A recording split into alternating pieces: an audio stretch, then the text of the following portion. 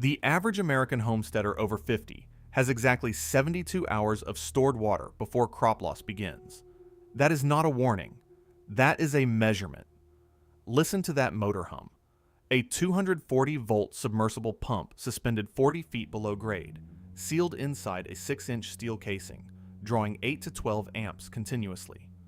Every gallon of water on this property passes through one motor, one pressure switch, one control board. Then the grid fails. A brownout, a storm, a cascading regional outage. The hum stops. The pressure gauge needle drops to zero and holds there, permanently. This is not catastrophe. This is engineering inevitability. A single-point failure node embedded 3 supply chain layers deep.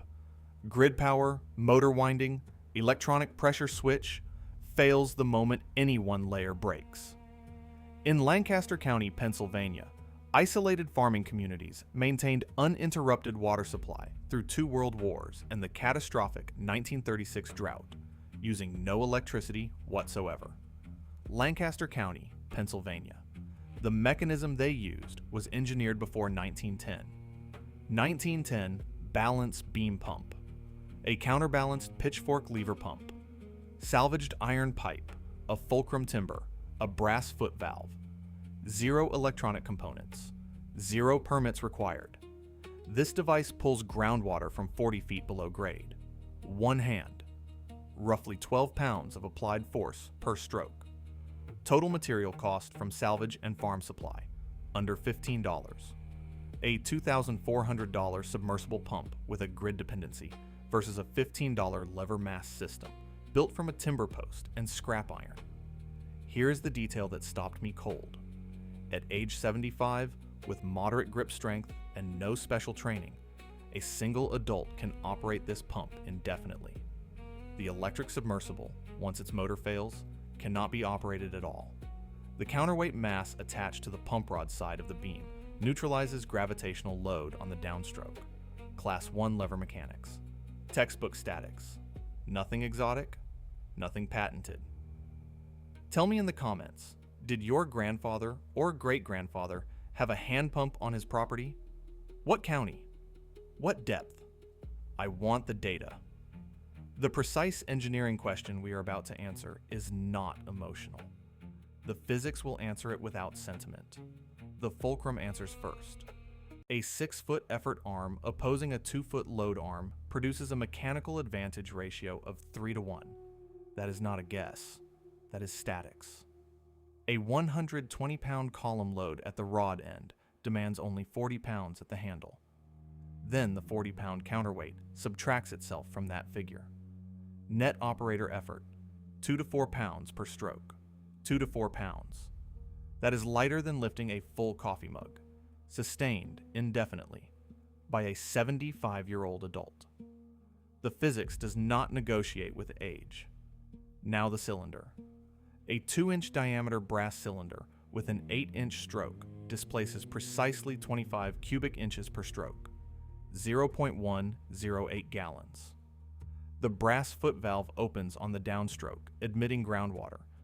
The check valve at the piston head seals on the upstroke, forcing the captured column upward through the standpipe.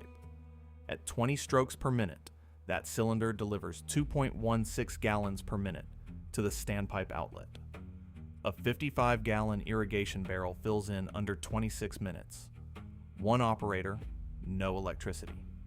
This exact cylinder geometry was documented in Lancaster County, Pennsylvania farm records as early as 1910.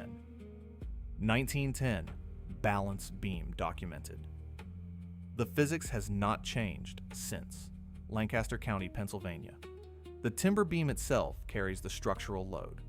White oak, 6 inches square, across a 10-foot span, loaded at 120 pounds at the rod connection, sustains a bending stress of approximately 267 pounds per square inch, well inside oak's 1,500 pounds per square inch rupture modulus.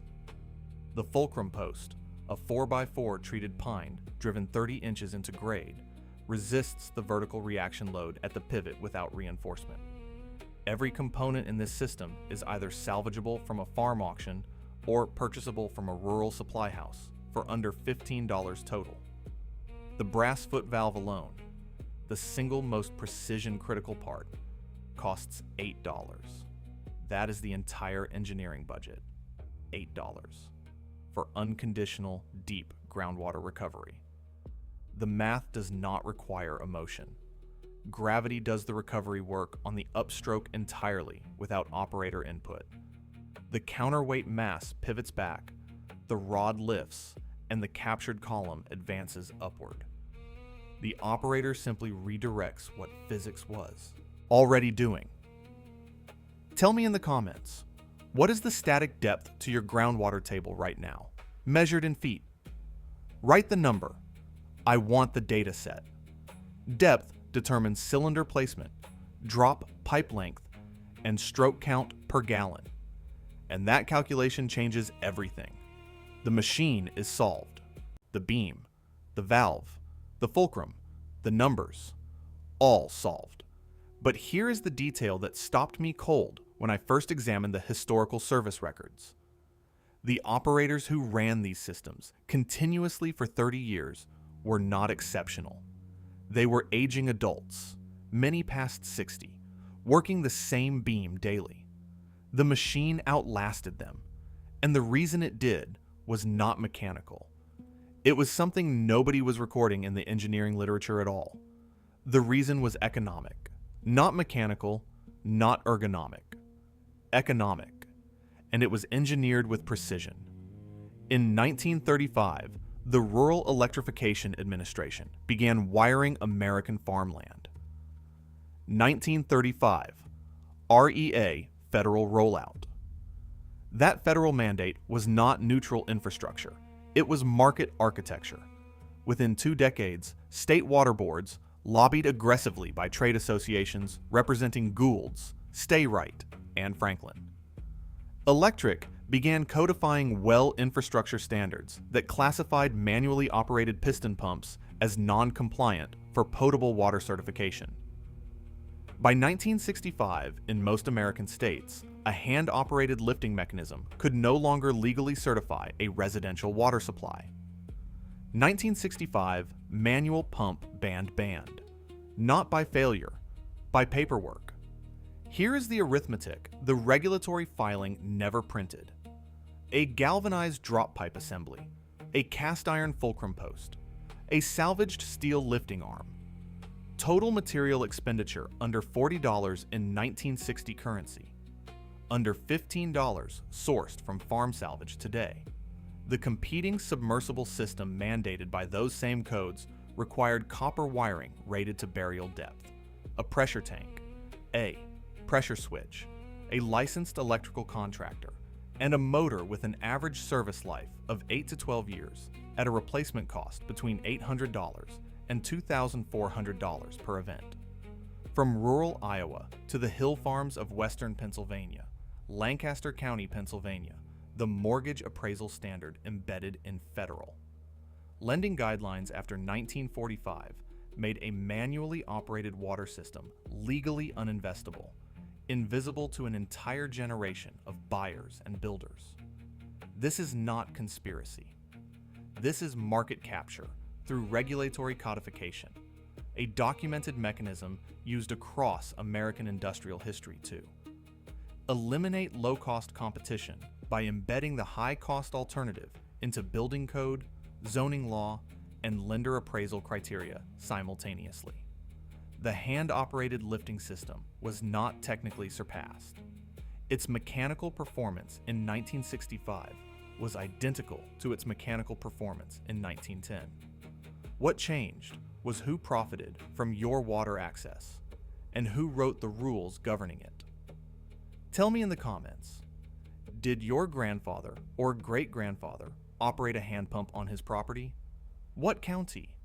What depth? That record matters. The technology was not buried by time. It was buried by a trade association filing, a state board vote, and a mortgage clause, all within a single decade. 3 documents, 1 generation erased, and the communities that never signed those mortgage documents, the isolated agricultural settlements of Holmes County, Ohio, and Lancaster County, Pennsylvania, kept lifting water by hand through every grid failure, every drought, every economic collapse the 20th century produced. The grid never reached them. The paperwork never stopped them. And what I found in their county extension records from 1921 stopped me completely. The 1921 extension record was not poetic. It was a load calculation. 1921. Extension load record. 2 isolated agricultural zones, Lancaster County, Pennsylvania, and Holmes County, Ohio, maintained continuous groundwater access through 2 world wars and a decade-long drought, entirely without grid infrastructure. Lancaster County, Pennsylvania. Aerial survey records from 1912 to 1948 document balance beam and pitchfork-style lever pump installations on farm properties averaging 80 to 120 acres. Every property, continuous deployment, 6 decades without interruption. The timber profile was not improvised. White oak beams, 6 to 8 inches square and 10 to 14 feet in length, seated into a mortise and tenon fulcrum post driven, 3 feet into grade. Wrought iron pump rod connections. Cast iron cylinder heads. This was precision fabrication from salvaged material. The operator population recorded in those reports stops any argument about physical demand cold. Adults past 60, adolescents under 14, both groups sustaining daily output. That is not anecdote. That is a biomechanical specification written in field data. The 1921 extension report states, with no elaboration, that one operator sustains 30 minutes of continuous pumping before rest, delivering 65 gallons per session, sufficient for 2 cattle, 6 poultry, and a quarter-acre kitchen garden. No supplemental infrastructure noted. None required. During the 1936 drought, the driest growing season recorded across the Mid-Atlantic corridor in the 20th century, grid-dependent neighboring farms documented catastrophic irrigation failures. The balance beam farms in Lancaster County and Holmes County recorded no such gap.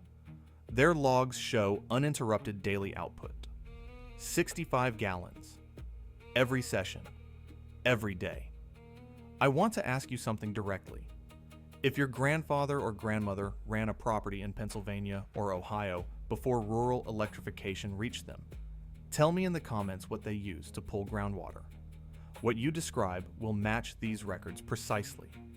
The counterbalance mass on the short arm of the beam neutralized the column load to under 5 pounds of net effort per stroke, a threshold a 75-year-old adult with moderate grip can sustain indefinitely. That figure is not folk knowledge. It is a textbook statics result documented by Rankine in 1858 and confirmed in every agricultural engineering manual published before 1940. 3 decades of continuous service. Leather seal replacements. A brass foot valve every few years. Total maintenance expenditure across the documented period, under $5 per event. The infrastructure outlasted the operators who installed it. Aerial surveys from 1948, the last recorded before rural electrification, reached the outer edges of Lancaster. County still show balance beam pump installations on over 90% of the documented farm properties. Not replaced, not abandoned, still producing. The grid arrived, the paperwork arrived, and within a single generation, a 6-decade field record of reliable deep groundwater recovery, documented in public extension archives, became invisible to the majority of rural property buyers. The mechanical record is closed. The performance data is unambiguous, but the 1921 report contains one more entry, a single line about a modification made to the fulcrum geometry on 3 specific farm properties in Holmes County that increased output by 40% without altering operator effort. That modification was not accidental. It was calculated, and whoever made it understood something about lever geometry that most builders in 1921 did not. That is where we go next. That Holmes County modification was not decorative. It was a fulcrum offset, a deliberate shift of the pivot point by exactly 4 inches toward the rod side, collapsing the load arm from 36 inches to 32 inches, while extending the effort arm to 84 inches. 1921. Fulcrum offset discovery. The resulting mechanical advantage ratio jumped from 2 to 1 to 2.6 to 1. That is the 40% output gain. No additional effort, pure geometry. Now you build it yourself. Step 1. Lower a weighted string into your well casing. The string contacts water. You mark the depth. That single measurement determines everything: cylinder configuration, drop pipe length, and total water column load your rod will carry. Step 2 is material acquisition. Total target cost. 1 brass foot valve and check valve assembly from any farm supply counter, approximately $8. 40 feet of 1.25-inch galvanized steel drop pipe in 5-foot threaded sections, sourced from salvage or farm auction at $0 to $6. 1 10-foot white oak or Douglas fir 4x6 timber.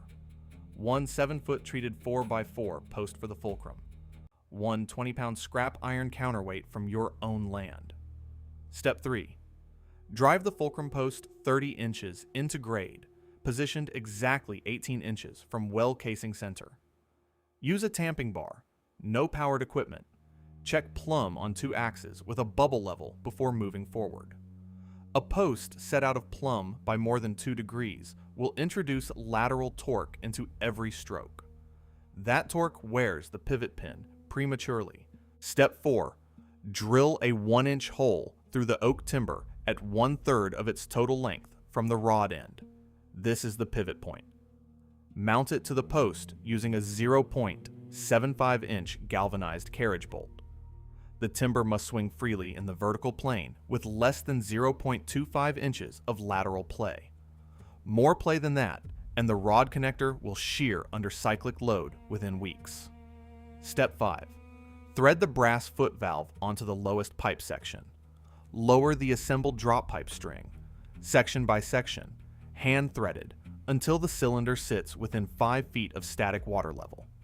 Connect the 0.5-inch steel pump rod through the pipe center down to the piston head. No joint exceeds 15 pounds of lifting force during this assembly, when pipe sections are staged horizontally first. The Holmes County operators who refined this geometry in 1921 were working in the hill terrain north of Millersburg, Ohio, a region with static water tables averaging 38 to 44 feet below grade. Holmes County, Ohio. That depth is precisely within the deep well cylinder configuration range. Their geometry solved a real hydraulic problem on real ground. Step 6 is the most critical procedure in the entire build. Attach the 20-pound counterweight to the short rod side of the timber using heavy chain. Add or subtract mass, a scrap bolt, a cement chunk, until the timber reaches neutral rest with the rod connected and the pipe submerged. Handle neither rises nor falls when you release it. That is all the force you will ever apply. Step 7. Prime the system. Pour exactly 2 gallons of water into the casing to saturate the foot valve leather seal. Begin pumping at 12-inch strokes, 15 to 20 strokes per minute. Stand upright. Grip the handle with a loose, pendulum grip, not a locked fist. Water will appear at the standpipe outlet within 90 seconds. No overhead lifting. No kneeling on hard concrete. No sustained grip force exceeding 15 pounds. This entire assembly executes in a single afternoon. 1 adult. Hand tools only. Water flowing by sunset. Tell me in the comments, what depth is your static water table? And what is your county currently charging per gallon for rural water delivery? I want to know what this machine is worth where you stand. The lever is calibrated. The water moves. But there is one operator variable this build cannot address on its own, and it is the variable that determines whether you can sustain 20 minutes at the handle without your L4 disc paying the price. That is the calculation we run next. The machine is calibrated. Now, the operator requires the same precision. An unoptimized pumping posture, forward trunk lean, locked elbows, static grip, compresses the L4 and L5. Disc interval at a rate that produces measurable rotator cuff fatigue in as little as of continuous rhythmic motion. Every downstroke loads the shoulder's rotator cuff with 3 to 6 pounds of downward shear force. Over 20 minutes at 20 strokes per minute, that is 2,400 individual shear events applied to a structure that, in most adults past 62, already operates at reduced tensile capacity. The arithmetic is not forgiving. The body is a lever system. It obeys the same mechanical laws as the oak beam mounted above the well casing.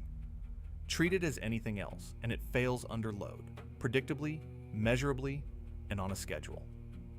In 1947, biomechanical researchers at the University of California documented that hip flexor restriction of greater than 20 degrees directly elevates lumbar shear force during standing labor by a finding that was quietly filed and never integrated into agricultural tool ergonomics. 1947, UC Biomechanics study. The 70-degree drop test addresses exactly this.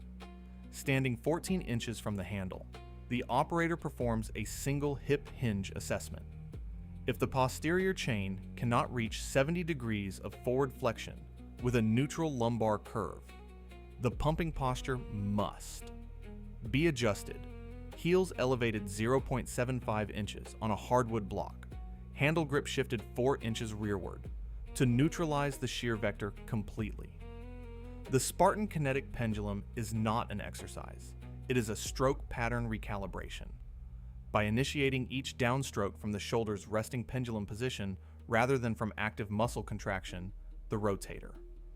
Cuff load drops by an estimated 40 to 60%, converting a muscular push-pull into a gravity-assisted arc. The arm becomes a pendulum. Gravity does the descent. Momentum completes the return.